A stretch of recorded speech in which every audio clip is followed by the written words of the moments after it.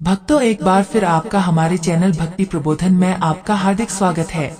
कहते हैं कि जो समय बीत गया वो कभी वापस नहीं आता, और यही छोटी सी बात हमें हमेशा ये याद दिलाती है कि हमें अपने आज के समय का किस प्रकार सदुपयोग करना है, ताकि भविष्य में हम कभी भी बीते समय को लेकर परेशान ना हो। हर किसी को समय के महत्व को समझना जरूरी है। हम इस दुनिया में कब तक है ये कोई नहीं जानता, लेकिन जब तक है तब तक उस समय कैसे उपयोग करना है ये हम लोग अच्छी तरह से जानते हैं। लेकिन फिर भी हम अपने लिमिटेड टाइम का वेस्ट करते हैं और अपने जरूरी कामों को हमेशा कल पर टालते रहते हैं। ये कहानी है महाभारत के समय की। महाभारत के युद्ध के बाद युधिष्ठिर ने राजा के रूप में शासन करना शुरू किया। युधिष्ठिर अपनी दानवीरता और उदारता के लिए प्रसिद्ध था। जो कोई भी दान पाने की इच्छा से युधिष्ठिर के पास आता, वह कभी खाली हाथ नहीं लौटता। एक बार देर रात को एक भिखारी महल के दरवाजे पर आया और दान मांगने लगा। उस समय राजा युधिष्ठिर सो रहे थे। रानी द्रौपदी ने उन्हें जगाया, लेकिन युधिष्ठिर ने कहा, ओ मैं बहुत थक गया हूँ। भिखारी को सुबह तक इंतजार करने के लिए कहें। कल सुबह उठने के बाद मैं उसे उसके वजन के बराबर सोने के सिक्के दूंगा। द्रौपदी ने यह बात भीम को बताई।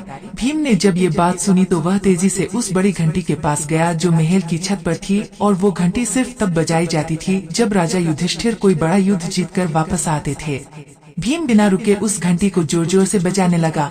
घंटी की आवाज सुनकर हर किसी को लगा कि राजा युधिष्ठिर किसी महान युद्ध को जीतकर वापस आए हैं, और यह देखने के लिए सभी पांडव और राज्य के लोग वहां एकत्रित हो गए। काफी देर तक घंटी बजती रही। अंत में राजा युधिष्ठिर को भी उठना पड़ा। गुस्से में उन्होंने भीम से पूछा, ओ तुम इतनी रात को घंटी क्यों बजा रहे हो? भीम ने विनम्रता पूर्वक उत्तर दिया, वो ऐसा इसलिए है क्योंकि आज आपने बहुत बड़ी जीत हासिल कर ली है। यह सुनकर राजा युधिष्ठिर चौंक गए और पूछा, ये तुम क्या कह रहे हो? भला इतनी रात को मैंने कौन सा युद्ध जीत लिया है? भीम ने उत्तर दिया, ओ बड़े भाई, आज आपने समय को ही जीत लिया है। आपने महारानी से कहा कि भिखारी को दान कल सुबह मिलेगा। अब यह घोषणा तो कोई तभी कर सकता है जब वह समय के साथ जीत हासिल कर ले। क्या आपको यकीन है कि कल सुबह तक आप दान देने के लिए जीवित रहेंगे, और या फिर ये भिखारी इसे प्राप्त करने के लिए जीवित रहेगा? यह सुनकर युधिष्ठिर को भीम की बात का एहसास हुआ, और उन्होंने तुरंत उस भिखारी को अंदर बुलाया और उसे दान दे दिया। हम सभी के पास लिमिटेड टाइम होता है, और कोई नहीं जानता कि आने वाले कल में क्या होगा। इसलिए जो काम आप आज और अभी कर सकते हैं, उसे कभी आने वाली कल के लिए बचा के ना रखें, क्योंकि कल कभी नहीं आता। हमारी जिंदगी हमारे आज से ही चलती है। अगर जिंदगी को बेहतर तरीके से जीना है तो हमेशा आज में जिए। कल क्या होगा इस बारे में ज्यादा ना सोचे, क्योंकि जो खुशियाँ आपका आज आपको देगा, हो सकता वो खुशियाँ कल आ ही ना पाए। इसलिए कल की टेंशन न लेकर अपनी लाइफ को एंजॉय करें, क्योंकि ये टाइम अगर चला गया तो फिर कभी लौट कर वापस नहीं आएगा। जो लोग समय की वैल्यू नहीं समझते वो अक्सर आज का काम कल पर टाल देते हैं, फिर चाहे वो काम कितना भी जरूरी क्यों ना हो। ऐसे लोग खुद का समय तो बर्बाद करते ही हैं, और साथ ही वो दूसरों का समय भी बर्बाद कर देते हैं। कोई भी काम चाहे वो बहुत जरूरी हो या ना हो, लेकिन अगर वो काम अगर आप आज कर सकते हैं तो उसे कभी भी कल पर टालें। काम को टालते रहने की आदत कई बार हमारे लिए और साथ दूसरों के लिए भी मुसीबत बन जाती है। समय का सदुपयोग करना हम सभी के लिए बहुत जरूरी है। बर्बाद हुआ समय कभी लौट कर वापस नहीं आ सकता। जो काम सही समय पर हो सकता है उसे करने में कभी देरी ना करें। जो लोग अपने समय का सही उपयोग करना जानते वो जिंदगी में कभी भी समय का रोना नहीं रोते, क्योंकि उनका हर काम उनकी सोच और समय के हिसाब से सही होता है।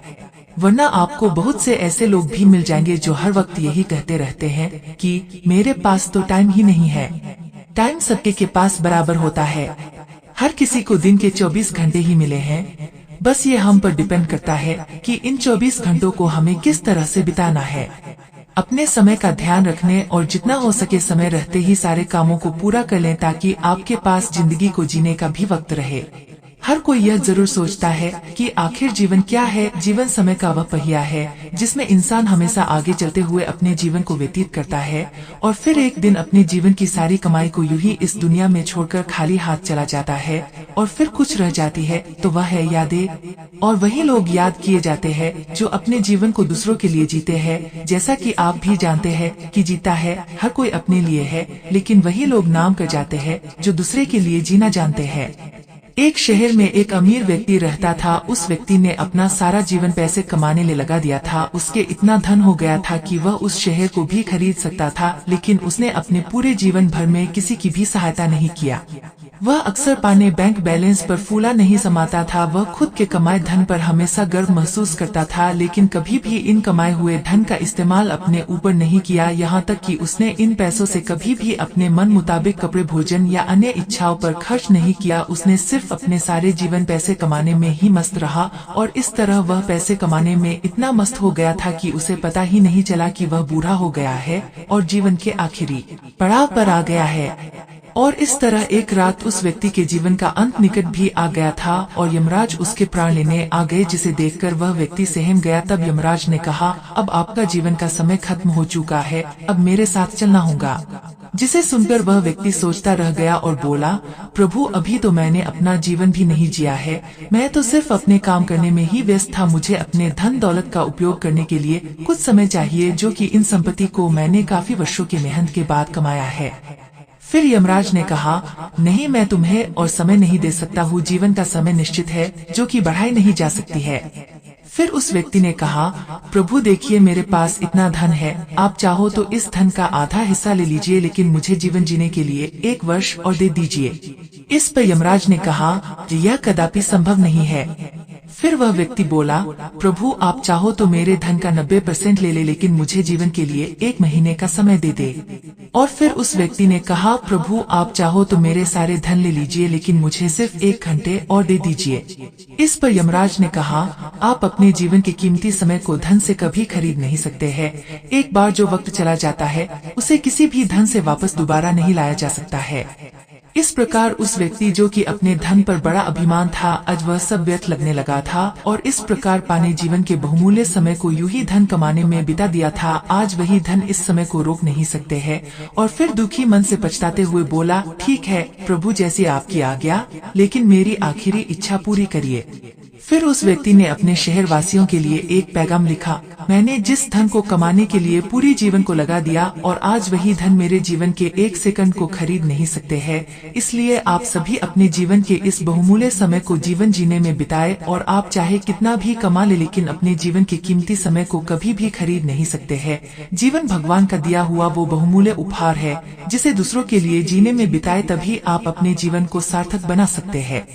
और इस प्रकार वह व्यक्ति जीवन के आखिरी क्षणों में जाते जाते सबकी आंखें खोल गया। जीवन भगवान का दिया हुआ वो बहुमूल्य उपहार है, जो कि पैसे से खरीदा नहीं जा सकता है। इसलिए जीवन बिताने के साथ साथ जीवन को जीना भी चाहिए। कल क्या होगा किसी को पता नहीं, लेकिन आज जो हो रहा है उसे तो अच्छी तरह से जी सकते हैं। एक इंसान अपने जीवन में चाहे कितना भी कमा ले और कितना भी बड़ा व्यक्ति क्यों न बन जाए, लेकिन कभी भी अपने बीते हुए जीवन के कल को वापस नहीं ला सकता है। इसलिए जीवन के प्रत्येक क्षण का आनंद ले और हमेशा खुश रहना सीखे, तभी आप अपने जीवन को सार्थक तरीके से जी सकते हैं। जैसा कि कहा भी गया है, जीवन बहुमूल्य है, इसे व्यर्थ न जाने दे। जीवन के हर पल को खुलकर जिए, तभी आप अपने जीवन से खुश हो सकते हैं। तो आप